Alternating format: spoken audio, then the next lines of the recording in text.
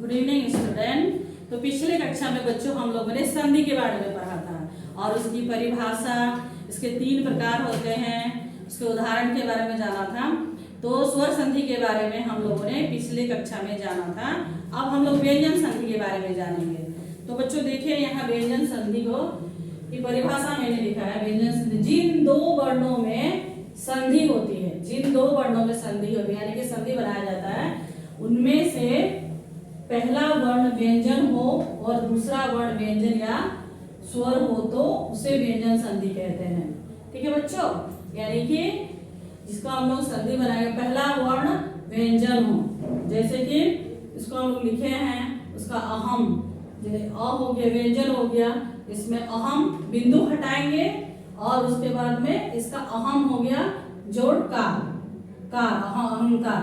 ठीक है बच्चों, तो ये पहला जो वर्ण है क हो गया इसका, और व्यंजन भी है। व्यंजन वर्ण में क्या होता है कि उसमें व्यंजन और पहला वर्ण जो व्यंजन होगा और दूसरा वर्ण व्यंजन या स्वर होगा, उसको दोनों को मिला के व्यंजन वर्ण बनता है। तो इसमें हम लोग ट्रिक क्या अपनाते हैं कि बिंदु हटाते हैं, बिंदु हटाए अहम जोड़कार अहंकार हो गया।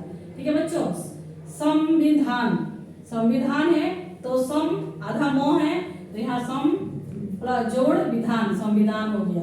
सत्य जोड़ जन सज्जन हो गया। ठीक है बच्चों, तो इस प्रकार से इसमें जो व्यंजन है, व्यंजन हो जाता है पहला, दूसरा भी व्यंजन है, और न जब हम लोग उच्चारण करेंगे तो क्या होगा, स्वर हो जाएगा।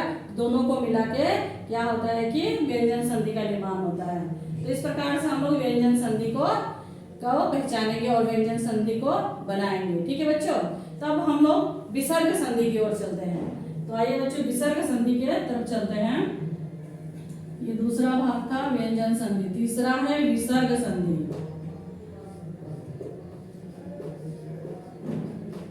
तीसरा है विसर्ग संधि। विसर्ग संधि का क्या है कि परिभाषा है कि स्वर या व्यंजन के मेल को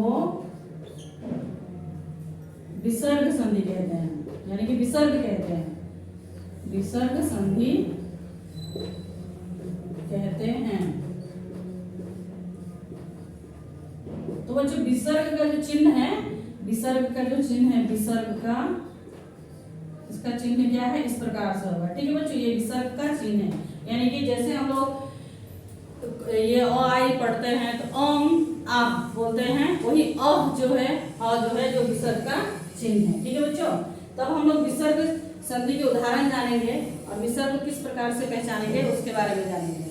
ठीक है बच्चों, तो आइए चलते हैं विसर्ग संधि की तरफ।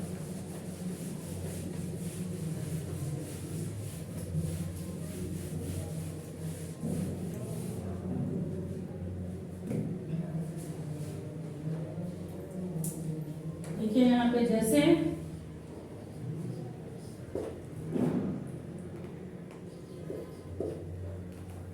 अ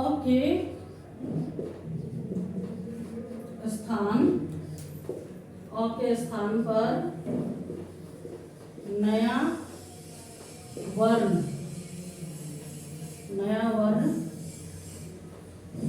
अ के स्थान पर नया वर्ण आ जाता है, आ जाता है। अ के स्थान पर नया वर्ण आ जाता है तो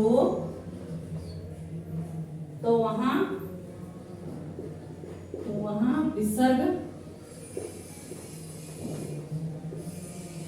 का प्रयोग होता है, विसर्ग का प्रयोग होता है। तो जब अ के स्थान पर नया वर्ण आ जाता है, यानी कि जैसे कि व्यंजन का डेफिनेशन क्या है यहाँ, इसका परिभाषा स्वर या व्यंजन के मेल को विसर्ग कहते हैं। स्वर आए या व्यंजन आए, वर्ण आए, तो उस जब आता है तो उसे विसर्ग संधि बनाया जाता है। ठीक है बच्चों, तो अ के स्थान पर नया वर्ण आ जाता है तो वहां विसर्ग का प्रयोग होता है। जैसे यह ये विसर्ग का चिन्ह है, जोड़ दा। ठीक है बच्चों, तो क्या हो गया? यशोदा। ये हो गया यशोदा। यश, ये विसर्ग का चिन्ह है, यश जोड़ दा, यशोदा हो गया। नमः, नमः जोड़ कार, नमस्कार। नमः, नमस जोड़ कार, नमस्कार।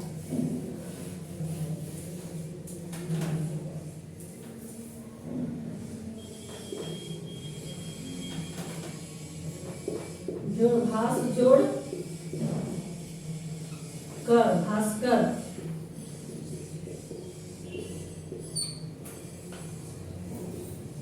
नमस जोड़ ते, नमस्ते।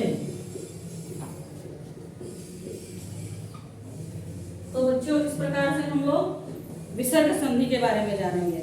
और दूसरा भी जो हम लोग जो इसका बारे में और दूसरा कुछ ऐसे ट्रिक है और पहचानने के लिए। ठीक है बच्चों, ये उदाहरण में आएंगे, इसके उदाहरण है। ठीक है बच्चों, जैसे ये सब उदाहरण है, उदाहरण में आते हैं, इसका प्रयोग है। ठीक है, तो ये पहचानने का जो ट्रिक है इसका। उसके बाद और भी कुछ पहचानने के तरीके हैं। दूसरा तरीका होगा अ जोड़ अ। ठीक है बच्चों, ये क्या हो जाएगा? ओ बन जाएगा। ठीक है बच्चों, ये जो अ है, विसर्ग का चिन्ह लगा हुआ है, जोड़ अ, ये क्या हो जाएगा? ये ओ बन जाएगा। ठीक है बच्चों, जैसे क्या होगा इसका, हम लोग बनाएंगे, संधि बनाएंगे। मना जोड़ अनुकूल, अनुकूल, तो क्या बनेगा? मनो बनेगा, मनो नुकुल। ठीक है बच्चों, तो इस प्रकार से हम लोग विसर्ग संधि को, व्यंजन संधि को जानेंगे।